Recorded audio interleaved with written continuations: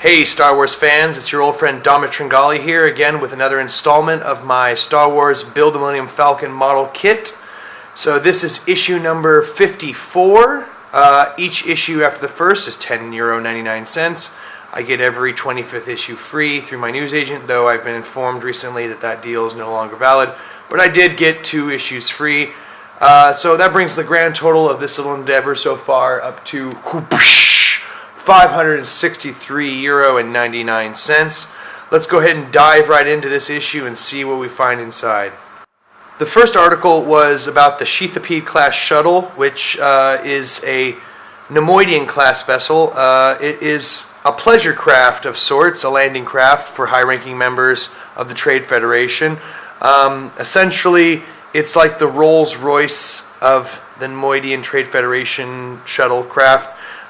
Mostly, they just deck it out with fine interiors and whatnot. It's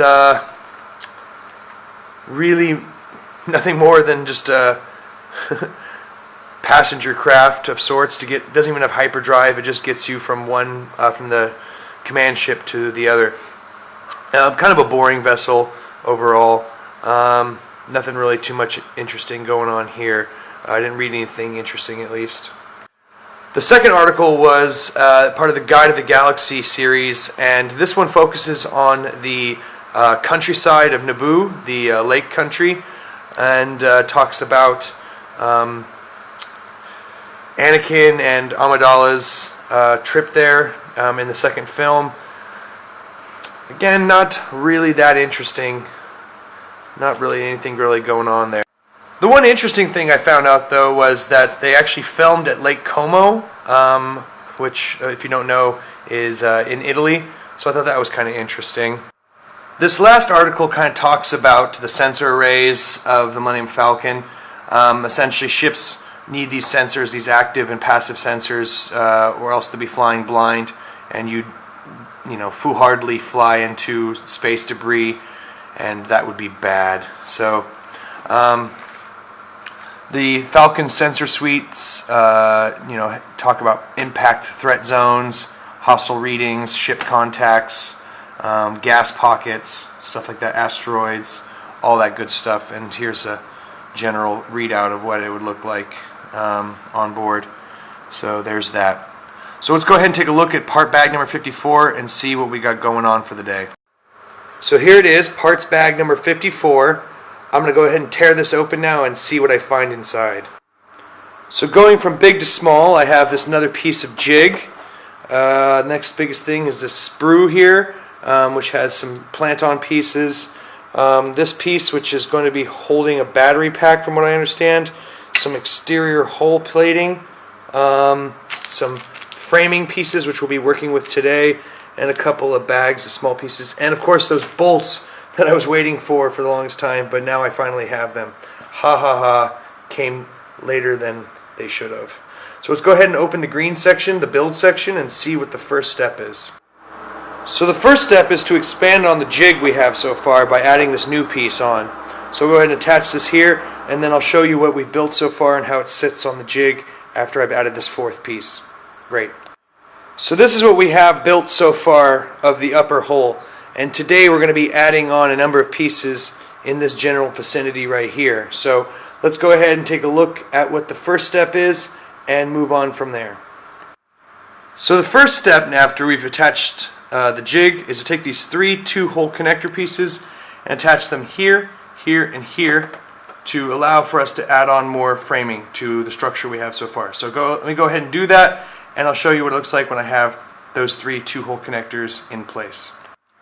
So now that we have those 3 pieces in place, the next step is just to go ahead and fix these 2 pin connectors to this piece number here, which is top frame piece number, looks like 19. So we're going to go ahead and do that now and fix that into place. Great. So as you can see, this top frame piece number 19 is in place. The next part is to take this 2-hole connector that I have here and affix it to this spot right here before I take framing piece number 20 and connect it in these areas. So let me go ahead and do that and show you what it looks like once I have the 2-pin connector attached here and all the other screws attaching framing piece number 20 to framing piece number 19. So as you can see now, framing piece number 19 and 20 are in place. The next step is to take this little half rib and go ahead and fix it in these 3 holes that you see right there to the side of the ribbing that I have shown you. So I'll go ahead and put that in place, and that should give this addition a little bit more structural integrity and support. So great, let me do that now and show you what it looks like when I'm finished. So this little wing is far from structurally sound. I mean, like right here, these 4 pieces just kind of come together and they're flush with each other, but they don't have no real support. It won't be until I put this thing in, this piece right in here, where I'll actually think I'll have the support I need, because there's like this just big empty spot. I'm actually rather surprised in how they have me putting this thing together, but I would have designed it just slightly different, like putting a piece right here, for example, a hole right here, for example, just really, and maybe even a 4-pin or a 6-pin here to lock it all into place. But I digress. So that's all done for the framing. Now let's take a look what's next. I don't like the outer hull pieces just sitting around anymore, so I actually went ahead and fixed this one to where the blueprints say it needs to go, which is right here. I'm going to not secure that yet with the fastening screws yet, because there's this battery pack that needs to go into place. So let me go ahead and start with that and see where I'm going before I secure these in the. So to complete the battery case, you'll need this piece that came with this issue, this foam piece that came with this issue as well. You'll need to find 2 gold screws and these nuts, and then you'll need the battery pack from way back when. So the first step has me taking the adhesive off the back and placing it center with this mounting arm. So I'll go ahead and do that now and show you what it looks like when it's in place. So I took the liberty of just assembling everything. So you can see the black pad there on the arm. I put the gold screws in. The nuts are flush with the inside here, and you had to screw it all into place. The next step is just to slide the battery into place like so. So now it's all in place. So the next step is to actually turn over this framing and screw it in. So I'll show you where those screws go once I get it into place. So as you can see, it falls right into that area. We fed the wire through the space, and we're just going to put screws in these 4 spots. So I'll go and put those 4 black screws in, and then we're pretty much done for the day, except for me fastening this guy into place. So once I put those 4 screws in, I'll flip it over and fasten it together and show you what I've accomplished with this issue. So after 54 issues, this is what I've assembled, as well as the lower hull, which you've seen before in previous videos. Let's go ahead and take a look now at what comes with issue number 55.